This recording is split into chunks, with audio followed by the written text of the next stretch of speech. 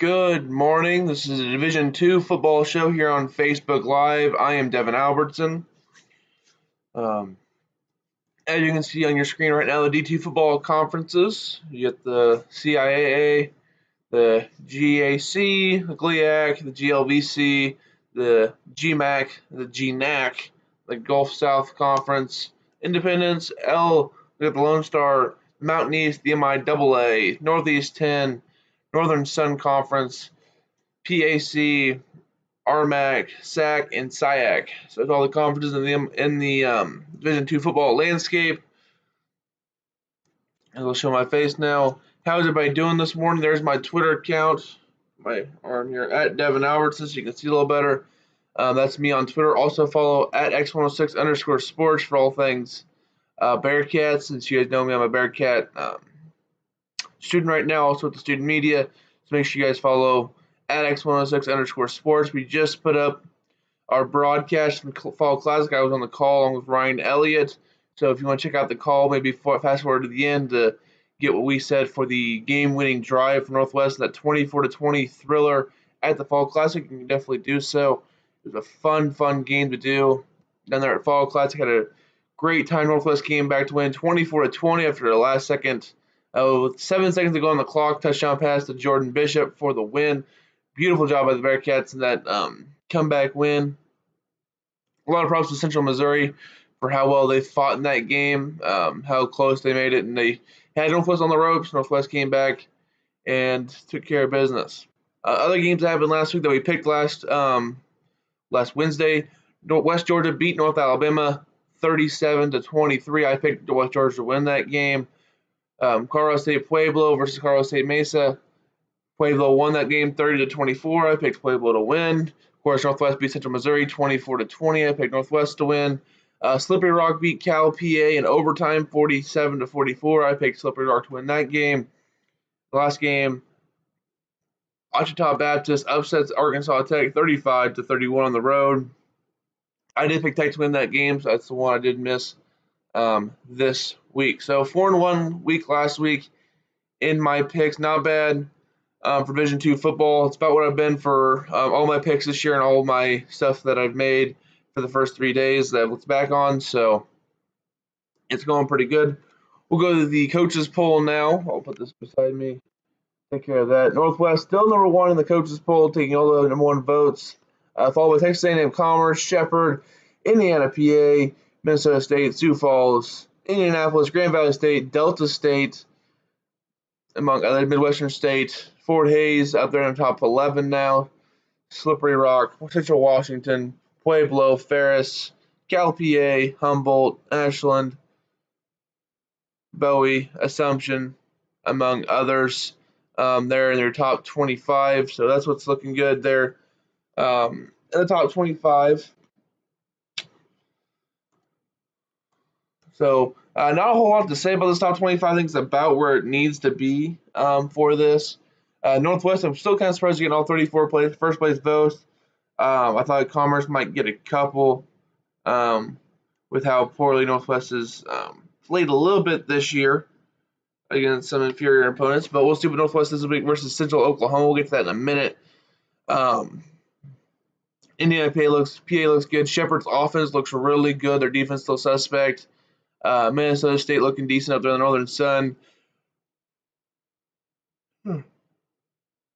Sorry, and then you have Sioux Falls. Their defense is looking really good up there in the Northern Sun. Indianapolis, of course, they beat Grand Valley State earlier this year. So they're definitely for real.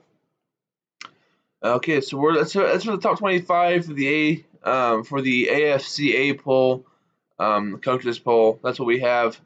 For that, I know LIU Post and Catawba, they both lost and dropped out of the rankings. So that's what we got right there. So we'll take the poll down now. And I'm going to take my face down too. We're going right to the games that we have for this week. Not really a game I need to pick. This is just a game that's going to happen in Maryville. Central Oklahoma at number 1 Northwest Missouri State. Here's the stats for both teams.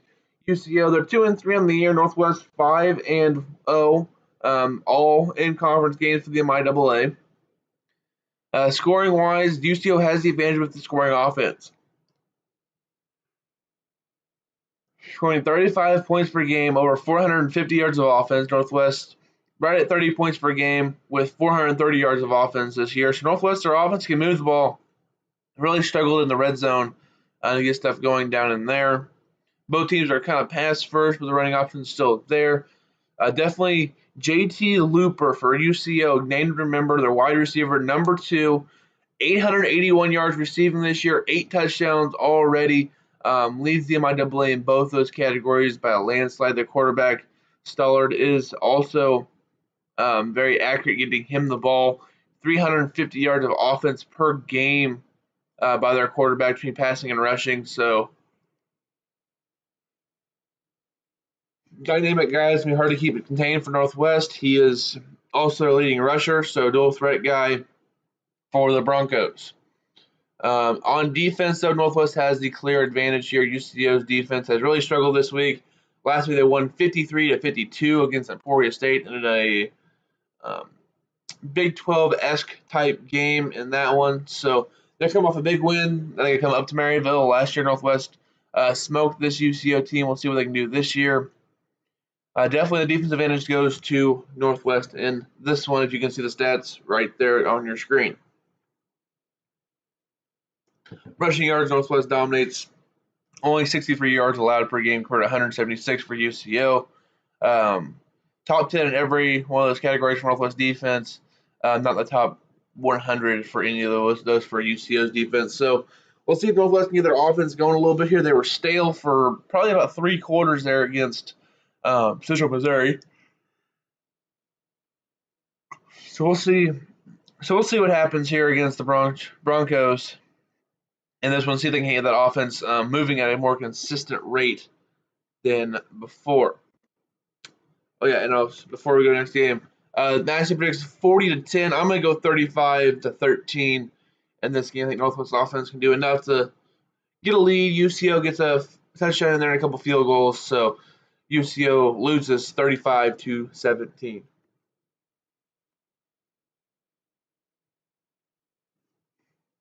Up next, Texas A&M Commerce at Midwestern State. Top 10 matchup done in a Lone Star Conference. Commerce at number 2, Midwestern State at number 10. And both these teams can put some points up, averaging almost 40 points a game for both teams. And both teams play pretty good defense there. 10 points allowed per game for Commerce, about 14 for Midwestern State. I just think Commerce a little more complete team right now. This was a good game last year. I remember watching it late last year. I think Commerce comes away with the win here. I know they're picking 34-27 on Massey, but for me, it's be a little bit lower scoring in this one. I'm going to go 24-23 Commerce. I think it's be a really close game. A late field goal for Texas A&M Commerce wins them the game. That's why I got Commerce upending Midwestern State on the road. Should be a tough game down there in Texas. Now we go out west, same region, Region 4. Humboldt State, number 17 in the nation, at number 13, Central Washington. This is a GNAT game, the Great Northwest Athletic Conference. As you can see there, Humboldt State, number 2 offense in the nation behind Bowie State. Central Washington, no slouch themselves, averaging 40 points per game. I know there's been rumors out west that Humboldt might shut down their football program, but it's rolling right now. Offense looks good. 3rd in total offense. Pretty balanced, almost 300 yards passing, 240 rushing. They still have Gardner out there west. Their running back's been good for a couple years now. Central Washington has a better defense this matchup, but I know Massey has Washington winning 38-34. I have 35-31 Humboldt in this one, getting the road win. Central Washington neither one of these teams really played anybody, but I like, except for Azusa on each side, I'll take Humboldt in this game in a close one, 35-31 is a high-scoring affair. Now we'll head out east. Another almost top 15 matchup. Going to be a top 5 matchup. Though Cal PA lost last week. Indiana PA is 5-0 on the year. 1-0, I believe, or 2-0 in the conference play. Cal PA is 4-1, actually 1-1 in conference play. That's my mistake on the graphic there. As you can see with the offenses, though, those are correct numbers. IUP 5th in scoring offense, while Cal PA is 11th. So both their offenses are explosive here. IUP a little bit better on the ground. Cal PA through the air a little bit here. And so it's a little bit of a battle of wills there when Indiana has the ball. 283 yards rushing per game, and Cal PA only allows 94. Part of that might be because people can throw the ball over. Cal, they average over 300 yards a game, which is 163rd in all of Division II. Lose at 167 teams, so they really struggle in that category. IUP, if there's a strength of their defense, it's their rush defense, so they'll have their hands full with that Cal PA passing attack. But I think IUP gets this win right here, 35 to 24. I think it's gonna be a little bigger, about the same as what Massey says there with IUP come away with a win there against Cal PA. Staying in the same conference, the Pennsylvania State Athletic Conference, Westchester at Shippensburg. Neither one of these teams are ranked, but they're right outside the top 25, so I put them in this week's pick'ems because I think it's going to be a really good matchup.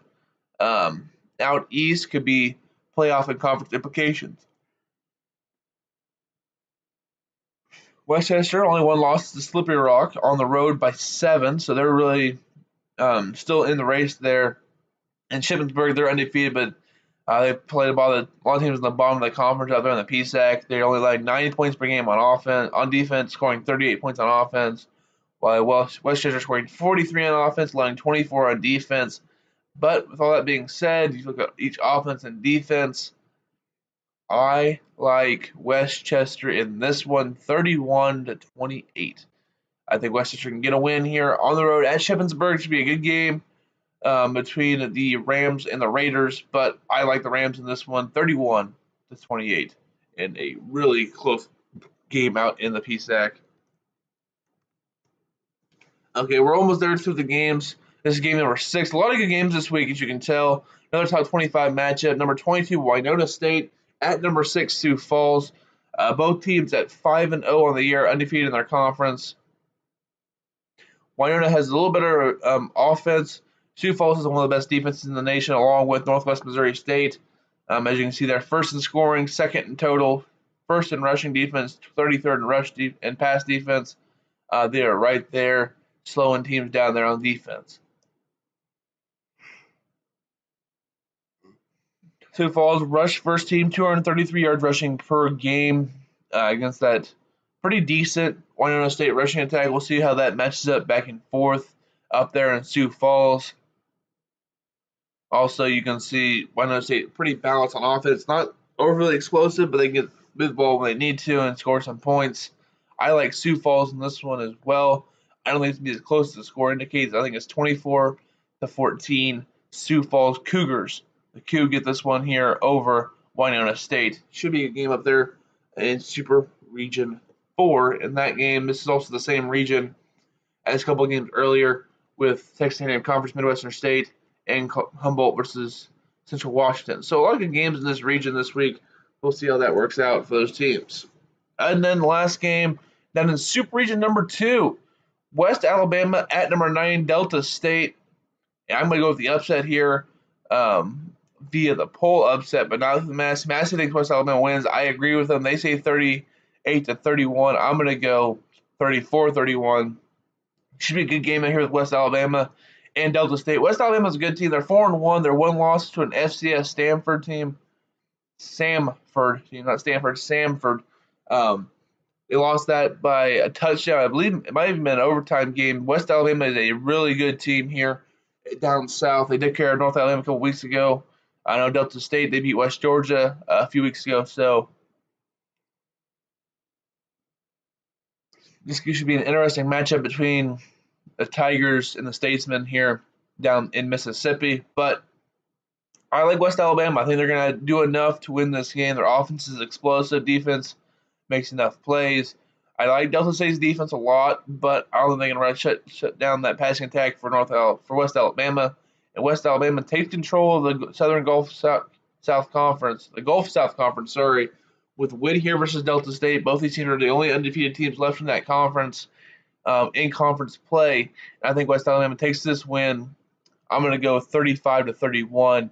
West Alabama. Nice job here by the Tigers to pull off the upset against Delta State.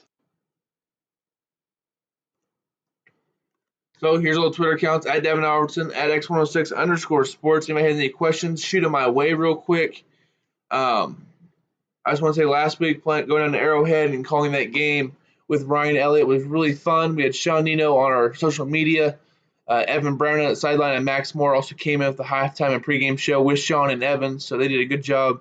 They're getting us through. As I said earlier, our YouTube channel at X106 Sports has the game up on an audio recording, so you'll be able to listen to that if you want to catch the last call of the game or so, or any call you want in there. That's all up online. Also to be posted to our Twitter account at X106_sports. So a lot of good stuff happening here in Maryville Northwest. 35 straight wins now, 5 away from tying the record set by Grand Valley State a few years ago that where Northwest actually ended. So it should be interesting to see how that goes the next couple of weeks. Northwest is Central Oklahoma this week, Northeastern State on the road next week, Lindenwood at home, and then they have at Pitt State. The number 40 would be at home versus Fort Hays State, right now ranked 11th in the nation. They'll probably be moving up the polls, in my opinion, as they keep going.